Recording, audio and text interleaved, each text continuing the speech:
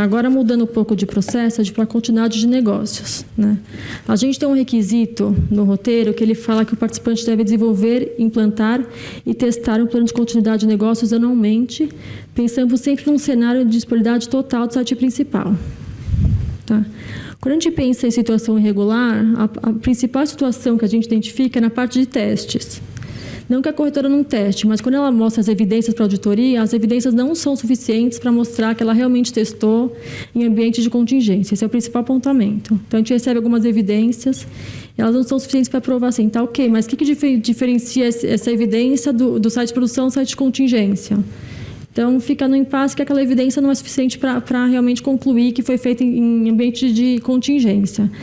Então, o que a gente colocou? Alguns tipos de evidências que se apresentaram para conseguir comprovar esse teste em contingência. E a primeira é print de tela, que demonstra infraestrutura de contingência. Então, a gente colocou aqui alguns exemplos, né, de print, do ambiente, da restauração da cópia de segurança, ou trilhas. Então, o participante efetuou transações no ambiente de contingência, então ele consegue, por trilhas, comprovar essas transações. E também, vamos supor que é replicação, desativação, então ele consegue também provar que ele desativou um site, ativou um outro, subiu os sistemas do outro lado. Então, o que é importante, assim, além de testar, conseguir ter informação suficiente para comprovar que realmente avaliou toda a infraestrutura que vai ser necessária para atender a estratégia de continuidade e também que foi utilizado o site de contingência, se houver. Outro processo de TI, a parte de gerenciamento de mudanças, né? Um dos requisitos fala que o participante ele deve ter um processo, né, para controlar o gerenciamento de mudanças e coloca qual que é os controles mínimos que ele deve ter para garantir para fazer essas mudanças. Tá? O que a gente vê de principal situação irregular nessas mudanças é falta de evidência que comprove que foram feitos testes em ambiente segregado de produção e que também tiveram aprovações das áreas envolvidas. Tá? Então, como que a auditoria faz o teste? Primeiro, ela vai avaliar a suficiência do processo e depois a gente vai testar uma amostra de mudanças já implantadas em produção, a partir do que foi implantado, e aí verificar se ela passou pelas etapas que ela definiu como o processo dela. Tá? Que a gente vai avaliando o levantamento dos processos. Daí, pensando aqui no primeiro passo, que é avaliar a suficiência. Então, a gente vai fazer um levantamento com vocês, com os gestores responsáveis, e avaliar como que é o processo de mudança. Todas as fases, se tem classificação, se tem ambiente de contingência. E aí a gente consegue avaliar se, no mínimo, esse processo ele define que tem que ter um registro da mudança. Pode ser tanto eletrônico quanto outra forma. Que classifica a mudança se aplicável. Então, tem casos que a corretora classifica a mudança, por exemplo, normal, emergencial, e para cada mudança ela define quais os passos que ela vai seguir ou não. Essa metodologia também tem que definir testes em ambiente segregado de produção e também a aprovação dos responsáveis. Tudo isso antes de aplicar em produção. A dependendo da classificação, a gente vai avaliar qual que é o critério mínimo que a corretora definiu. Ok? E o segundo passo do teste, a gente vai selecionar uma amostra de mudanças, né? A gente coloca ela parte de até 15 mudanças, tem casos que a gente não consegue chegar nesse número de amostra, e a gente vai pegar do que foi já mudado, vai pegar essas mudanças e solicitar para o participante essas evidências de registro da mudança, dos testes realizados em ambiente de homologação e também da aprovação dos responsáveis. Então... E a gente também vai avaliar de acordo com a classificação da mudança. Então, se for emergencial, a gente vai avaliar de acordo com a mudança emergencial. Normal, mesma coisa. Então, a gente faz essa avaliação também. Nesse mesmo processo de gerenciamento de mudanças, um dos itens que tem no roteiro é também que o participante realize manutenção e atualização técnicas de segurança periódicas, né? Então, como que a gente avalia isso? A gente avalia também da mesma forma. Primeiro, a gente avalia a suficiência do processo e depois a gente faz um teste de amostragem. Quando a gente avalia a suficiência do processo, Um dos requisitos que a gente avalia é se antes vamos supor, aqui a gente está falando especialmente de PET de segurança, tá? Nos sistemas operacionais. Se antes de aplicar essas atualizações nos parques e servidores, a corretora homologa essas atualizações, tá? Como que essa homologação? O controle mais frequente que a gente identifica é a corretora aplicar em algumas estações de trabalho, né, que tenha diversidade, vamos supor, uma na mesa, uma em cada área, geralmente a gente verifica esse controle, e avaliar por um período como que ela se comporta a atualização. Aí não tem nenhuma exceção, não tem nenhum evento, a corretora aplica no restante de estações de trabalho e servidores. Tá? Então, esse é o controle que a gente mais identifica nas corretoras. Alguns casos, a gente verifica que a corretora coloca aplicação automática, ou seja, assim que o fornecedor disponibiliza a atualização, ele já aplica diretamente nas estações de trabalho e servidores. Isso não atende ao requisito, pois ele não tem uma homologação antes de aplicar nas estações. Tem esse risco de ter algum efeito e isso impactar em todo o parque da corretora. Okay. E a outra fase do teste é pegar uma amostra. Então, a gente pega uma amostra aleatória de estações de trabalho e servidores, avalia as atualizações críticas de segurança que o fornecedor disponibilizou no período e verifica se todas as estações e servidores estavam com as atualizações aplicadas. Tá? Em relação ao período de homologação, a gente mapeia no levantamento se a corretora tem um prazo definido e, se não tiver, a gente considera até 2 meses um prazo razoável entre o fornecedor disponibilizar a atualização e a corretora aplicar em ambiente de produção, após a homologação. Um próximo processo de TI é a parte de monitoração e operação de infraestrutura de TI. Tá? A gente vai falar aqui de backup. Então, um dos requisitos de backup, ele pede que o participante ele faça nessas rotinas de dados e voz, essa cópia de segurança, que é destinada à recuperação das operações do participante e atender a norma, e coloca os principais requisitos que receber essa cópia de segurança deve ter. Aqui inclui tanto dados como voz. Ordens, dados e ordens. Registro das ordens dos clientes. Tá? Quando a gente avalia esse processo, o que a gente mais identifica de irregularidade? Primeiro, que a frequência da realização, a armazenagem não é diária. Então, a gente verifica que, às vezes, tem até esse problema estrutural. Quando a gente vai ver, o backup é realizado semanalmente ou mensalmente, ou ele é feito diariamente, mas foi armazenado em local externo dados principais de forma semanal ou mensal. Então, não atende essa frequência diária.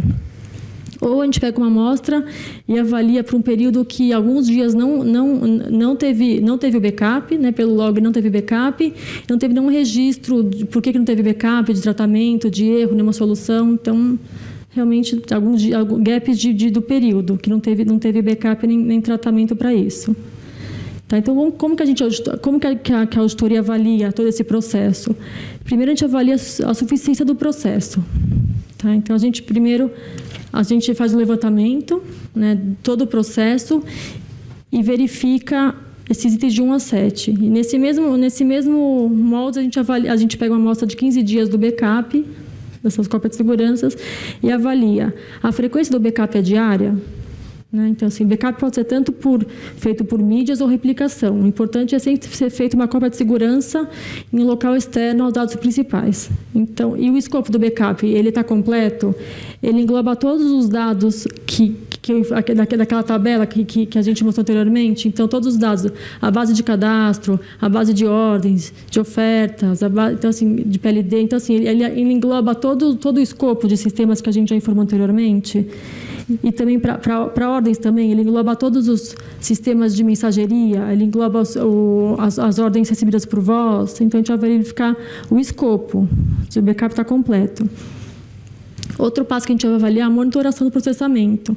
Então, como que é feita essa monitoração, né? Se foi feito com sucesso ou falha, e qual que é o tratamento em caso de falhas. Então, tem um registro, o backup é reexecutado, então a gente avalia o processo na suficiência e depois testa se isso realmente ocorreu. O quarto item é a questão de armazenagem. Então, o requisito fala que esse dado tem que ser armazenado em local externo aos dados principais, diariamente. Então, diariamente, tem que fazer o backup e guardar em outro local. A retenção tem que ser por 5 anos. Então, a gente avalia se o dado é retido por 5 anos. A gente vê casos que a retenção é por tamanho. Então, quando atinge tal tamanho, o dado começa a ser sobrescrito. Então, isso não atenderia os 5 anos, caso esse tamanho não esteja dimensionado para isso. A gente avalia também o local que esse backup é armazenado, né, ver o controle de acesso, tem os controles ambientais adequados de acordo com o tipo de backup. E, por último, a gente avalia como que a corretora faz um processo de restauração dos dados de backup. Então, tem um plano de restauração, qual que é o escopo desse plano, qual que é o plano de teste, quais são as evidências, qual que é a frequência. Então, a gente levanta com a corretora e avalia nos testes se isso foi feito.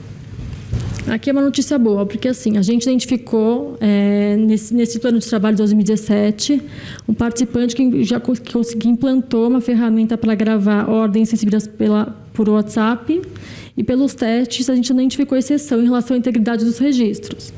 Então, a novidade é que assim, o mercado já dispõe de uma ferramenta que consiga gravar o WhatsApp de forma íntegra. Tá? A gente colocou aqui alguma infraestrutura que a gente identificou e quais os principais controles implantados. Então, a gente colocou que o fluxo de gestão é pelo QR Code, né? Tanto o WhatsApp para o celular quanto o WhatsApp web, e a gravação também. É em banco de dados, tanto do web quanto do aparelho celular.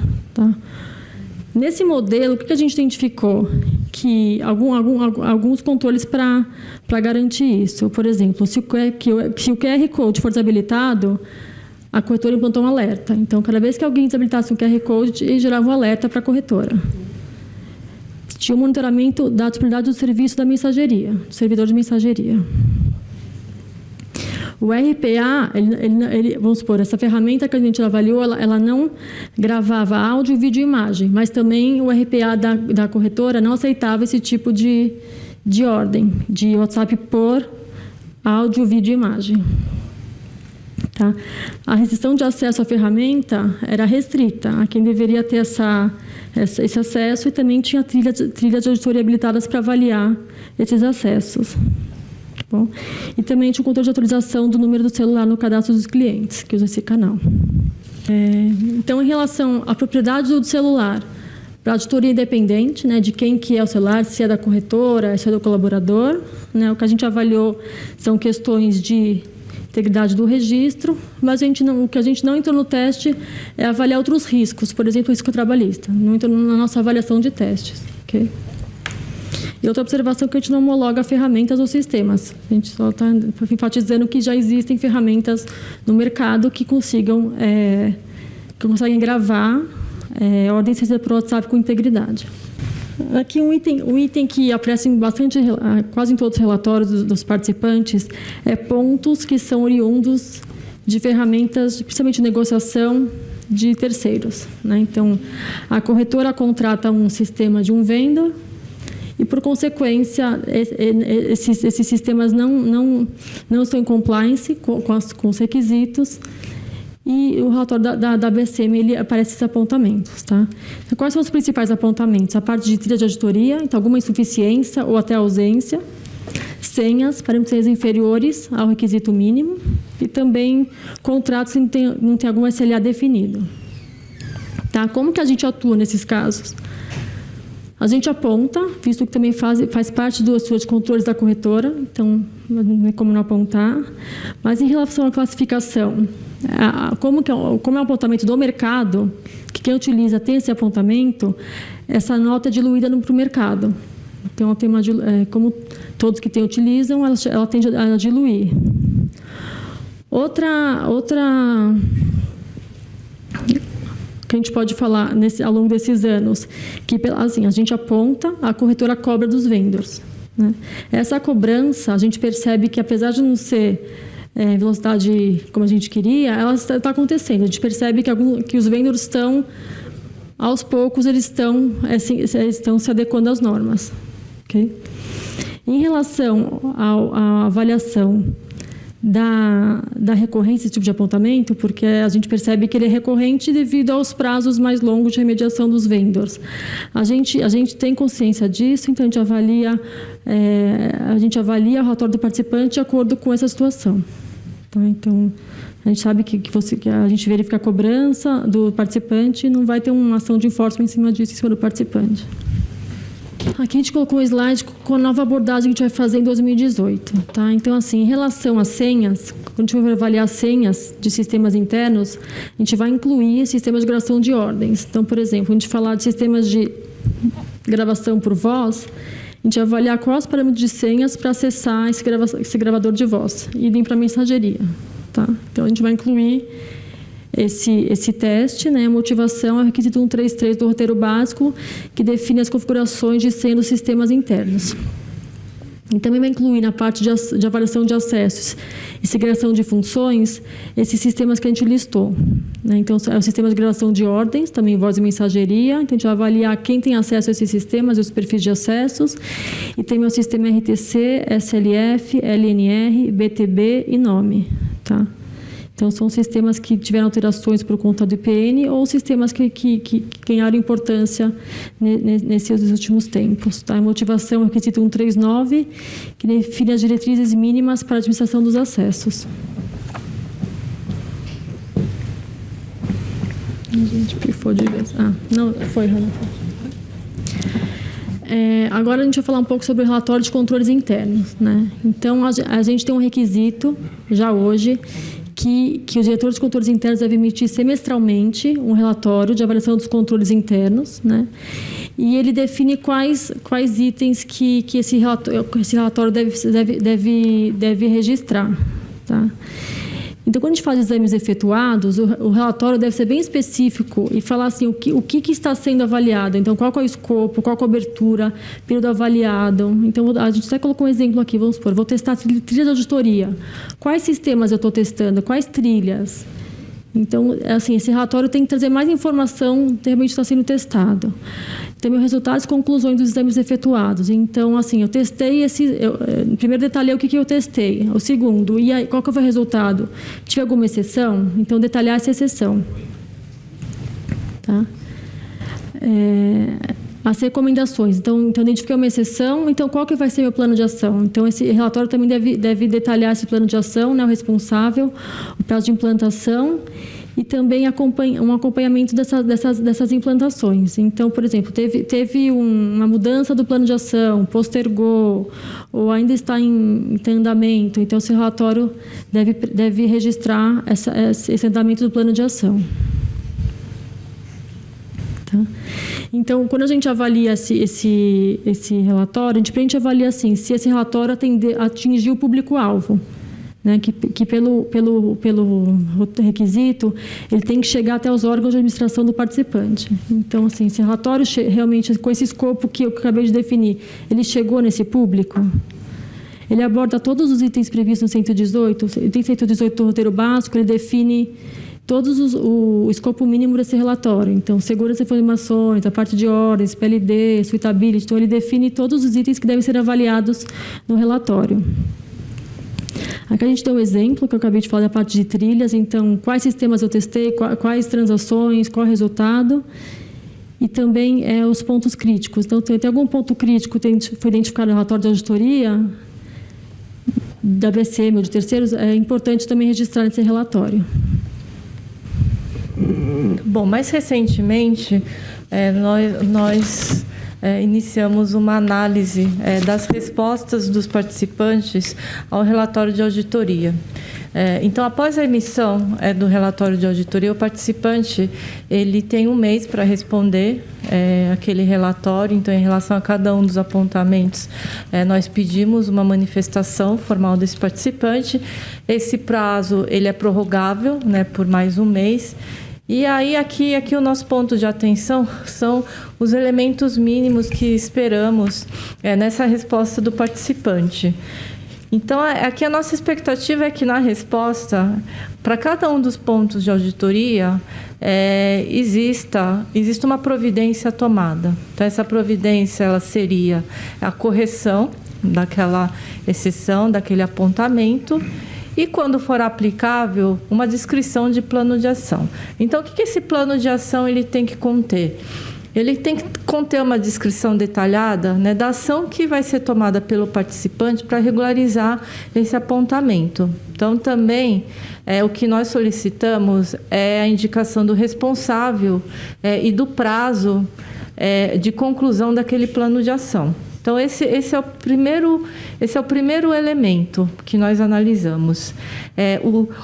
O segundo elemento, né, então, existe uma descrição completa do plano de ação, é analisar se aquele plano de ação ele é suficiente e se ele atende aquele apontamento. Então, aquele plano de ação, ele atende, ele serve para regularizar o apontamento, né? Caso nós identificamos que aquele plano de ação ou está incompleto ou que não atenderia ao ponto de auditoria, nós solicitamos, né, um complemento de resposta. Então, qualquer insuficiência nesses termos da resposta do participante, nós solicitamos esse complemento. A nossa expectativa é que esses planos de ação eles sejam cumpridos. Então, qualquer alteração, como a Vívia ressaltou, então qualquer alteração no plano de ação, né, mudança de rota do plano de ação, isso é importante que ele seja informado ao EBSM, porque esses são os planos de ação que, inclusive, vão ser avaliados nas auditorias subsequentes. Por fim, aqui na apresentação, a gente aqui enfatiza novamente, contem conosco, né, para qualquer tipo de orientação. Então, estamos disponíveis o ano inteiro, não durante somente a auditoria, né, para tirar dúvidas, né, sobre normas, sobre o relatório de auditoria, discutir, né, planos de ação, modelos de processo que vocês estejam pensando implementar. Então, isso a gente está disponível a qualquer momento em vários canais, né? E aí, por fim, a gente também vai deixar disponível aqui na apresentação, a gente não vai passar slides por slide em função do tempo, a gente tem aqui um levantamento de quais foram os principais apontamentos de auditoria em 2016, aqui para cada um dos processos. Então, esses pontos aqui, de um modo geral, eles foram abordados hoje no workshop. Como utilizar isso? Que é importante. A maior frequência, se o participante não tiver esta pontuação, ele dispara em termos de comparação relativa. Isso permitirá que ele tenha uma nota, vamos dizer, o peso desta nota aumentará sobremaneira o peso desta nota na avaliação final. Então, isto é mais uma outra informação importante para vocês trabalharem. É completamente desejável e justo que o participante trabalhe para melhorar a sua nota, trabalhe focado nisso. É isso que a gente espera, dentro da ideia de a melhoria não importa como ela vem, não importa que haja melhoria. Então, na medida que vocês têm na medida que vocês comparam o percentual, isso dá foco para vocês, né? Se eu tiver de focar em várias coisas, eu posso focar em 3 e calcule. Vocês têm a matriz. Aí a vantagem da transparência total é isso. Vocês têm a matriz, vocês têm o relatório, sabe como faz a conta, sabe o que pesa, e a nossa ideia é daqui em diante divulgar exatamente esse percentual. E é trabalhar. Vocês sabem agora como é feito o teste, né? Como é o passo a passo. Claro que pode ter... Vocês podem dobrar a amostra se for inconsistente? Podemos. Isso aí eu já estou na particularidade do caso, daquele caso. Mas como default, nós adotaremos essa abordagem inicial que foi exposta aqui. Um problema importante, mesmo não no caso da abundância, ainda há problema, né? Os problemas da escassez são piores, mas existem problemas na abundância também. O problema da abundância importante é o problema da dispensa, né? A dispensa de auditoria torna o camarada perde o preparo físico, né? Quando ele volta. Ele perde o preparo físico. Muitas das vezes ele diz, mas eu perdi porque eu não fui auditado, então não sabia como era, vocês mudaram um teste, não me avisaram, papapá, papapá, papapá. Há sempre desculpa para tudo, né? Então, o objetivo desse workshop foi exatamente tirar um pouco da muleta das justificativas, né? Primeiro, os testes estão aí. Isso será uma prática daqui em diante. Toda mudança de teste não precisa terminar o programa de trabalho. Toda mudança de teste vai ser incorporada a este documento ou à seção que estará disponível na página da internet da BSM. Logo, qualquer pessoa, inclusive terceiros que prestam serviços aos intermediários, aos registradores, etc., podem aprimorar a maneira de supervisionar o participante e, com isso, prestar um serviço colado exatamente na fronteira, naquilo que está sendo feito pela auditoria da BSM, e, com isso, ele voltar com preparo físico para correr novamente, né, em baixo tempo e conseguir ser dispensado novamente, desta vez agora por 2 anos. E quando é dispensado por 2 anos, aumenta mais a preocupação por manter o preparo físico. Então, esse nível de transparência que nós apresentamos aqui, ele é para isso. Todas essas coisas que nós falamos aqui em conjunto, elas fazem sentido no conjunto também. Elas não estão aqui, cada peça separada, sem sentido. Elas estão aqui exatamente para, primeiro, intensificar a transparência e permitir que o intermediário seja um ente autocontrolado. Esse é o nosso propósito. Os mecanismos de incentivo, nós não queremos ficar o tempo todo na cola de vocês, atrás de vocês. Nós queremos o seguinte, orientar vocês o caminho.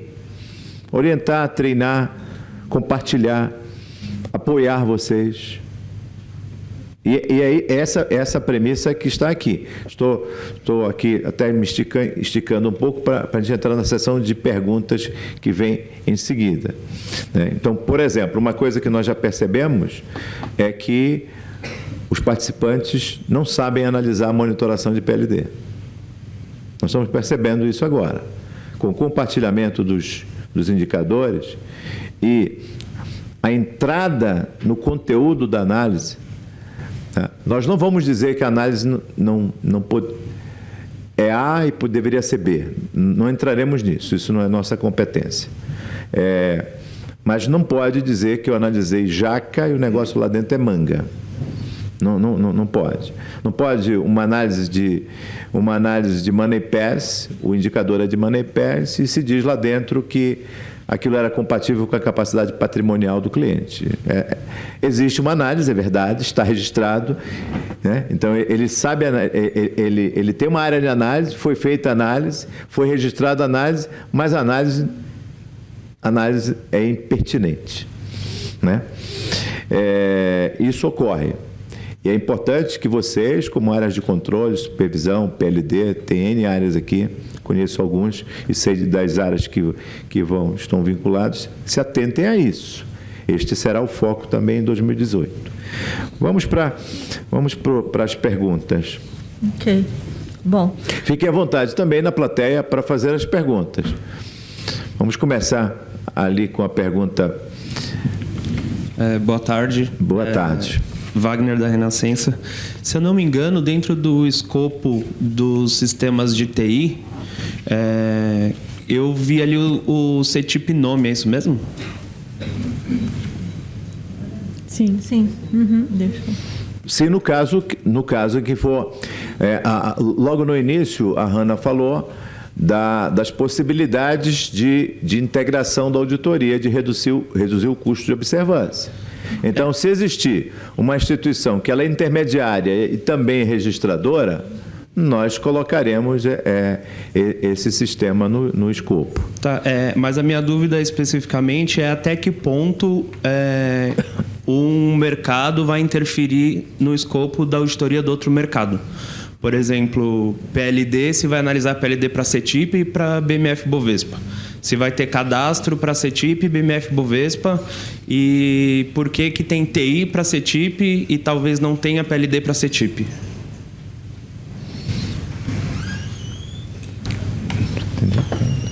Bom, Eu não sei se eu entendi exatamente a pergunta, mas assim, quando nós falamos da otimização do cronograma, então, assim, dentro de cada escopo, então é isso que nós vamos divulgar, a gente tem um roteiro específico de avaliação, de teste para cada um daqueles acessos. Então, quando existir processos em comum, então, por exemplo, o processo de PLD, ele é comum a alguns tipos de acesso. Então, dependendo do nível de otimização do participante, a gente vai analisar isso ou de uma única vez, né? Então, por exemplo, o processo ele é corporativo. Nós vamos avaliar isso uma única vez. Porém, a gente vai abranger todos os aspectos, tanto num segmento quanto em outro. É que aí, aqui no caso, a gente pode avaliar ou separadamente, quando não se tem esse processo em comum, ou avalia uma única vez, mas em ambas as situações o escopo ele é o mesmo. O que a gente tem é uma otimização em termos de levantamento ou em termos de interação, né, com as equipes do participante, mas o escopo ele é o conjunto, ele é o total, ele é a soma dos acessos daquele participante daquela instituição ou do conglomerado, quando a gente tem uma mesma instituição, mas tem várias empresas dentro daquele mesmo conglomerado. Não sei se isso. Então, o que foi conversado agora à tarde, eu posso considerar tanto para a CETIP quanto para a BMF Bovespa, se for caso do...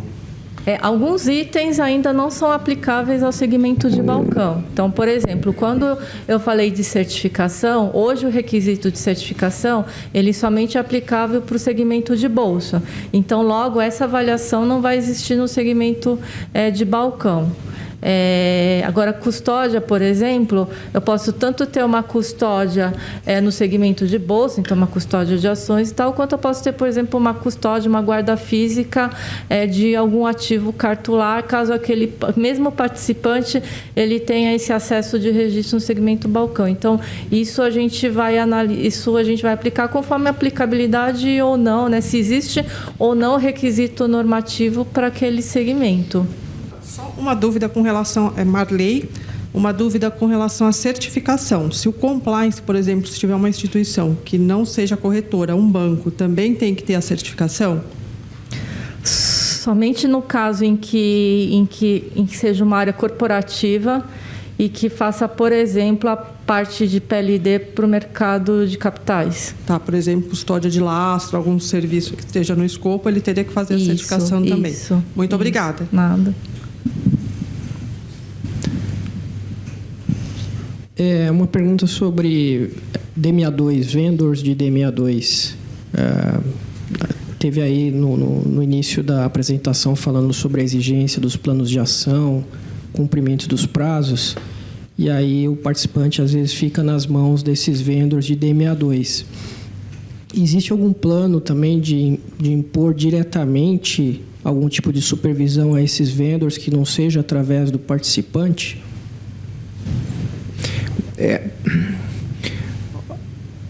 Há uma discussão, a dificuldade dessa discussão avançar é saber qual seria a competência e qual é o mecanismo de incentivo. Nós sabemos que não temos competência direta, né, para isso, porque ele não é participante da Bolsa e, portanto, na relação contratual, ele não se submete a toda a autorregulação da B3. E, consequentemente, da supervisão do seu braço de autorregulação, que é a BSM. E estamos aqui da B3, né, vendo a possibilidade de fazer isso por algum mecanismo de incentivo, algum ranking, uma publicação, uma certificação ou algo assim. Mas ainda não saiu, não progrediu, porque é difícil conseguir esse tipo de coisa. Mas não está parado. Anda muito lento, principalmente por conta dessas dificuldades. Mais alguma pergunta, pessoal? Então, muito obrigado e reitero a disposição que estamos todos para atender vocês a qualquer momento. Obrigado. Obrigada.